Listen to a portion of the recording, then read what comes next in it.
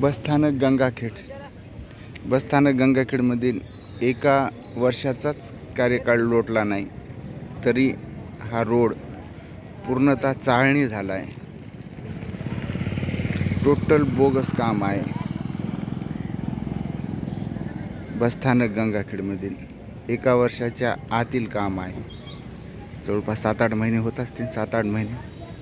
7-8 महिन्याखालं सगळा रस्ता उखळून गेला आहे. पूर्ण गिट्टी उघडी पडली बसस्थानकामध्ये.